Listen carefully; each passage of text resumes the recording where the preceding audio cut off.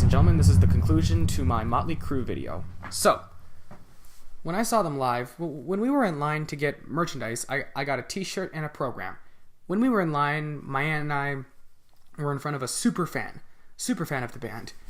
And I would tell her how I used to joke with my mother with some of their songs. So one of the jokes would be, okay, so if you remember from Family Guy, that episode when Peter had an obsession with the song Surfing Bird, I had an obsession, or I still do, I have an obsession with Mötley Crüe's song Girls, Girls, Girls. And I would, and like Peter would usually say, Brian, have you not heard? It was my understanding that everyone had heard about the bird. And then he'd just break down into song. Well, what I like to say is this. I'm like, Mother, do you know what's on a boy's mind these days? Sure, there's jobs, careers, driver's licenses. But the main topic, of course, is, and I just push play on the song, and then my mother would be like, No!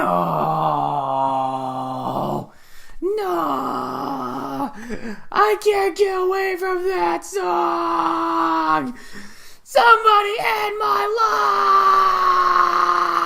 life! I'm just kidding. My mother would never, ever say that. I was just letting out my inner Sam Kinison, who performed with Mötley Crüe during their Kickstart My Heart tour. Anyway, that was sure a concert. Tommy Lee and his Crucifier, stole the show. Vince Neil and Nikki Sixx, Mick Mars. Mick Mars, as you know, has ankylosing spondylitis, and he can't really stand that straight, so he's pretty hunched, but he still can play his guitar like there's absolutely no tomorrow. I'm not kidding. His guitar solos are electrifying. I mean, you're gonna have to look that up. I can't really do a good sound effects of Mick Mars guitar solos, but I can tell you that it sounded like electricity. Like someone took car batteries, the plugs, and just plugged it in the guitar and just... And then there was Nikki Sixx's life story. Like, he's like, he'd tell us, like, the story of the knife story, and he always, for some reason, I guess this became, like, his trademark during the final tour, just tossed this knife into his bass.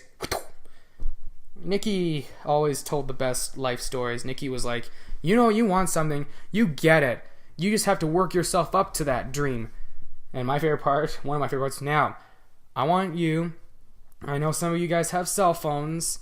I know a lot of you do. Some don't. But I want you to take those cell phones, put on the flashlight app, and light this place for one last time. And of course, some people were old school and had lighters, Zippos, and cigarette lighters, and that was fun. And I gotta say, I just can't believe that I was at one of their last concerts. Not only that, but I also got to see their concert film, Mötley Crüe: The End, which I think I should review, because that was my favorite movie of 2016, Mötley Crüe: The End. Absolutely adored it.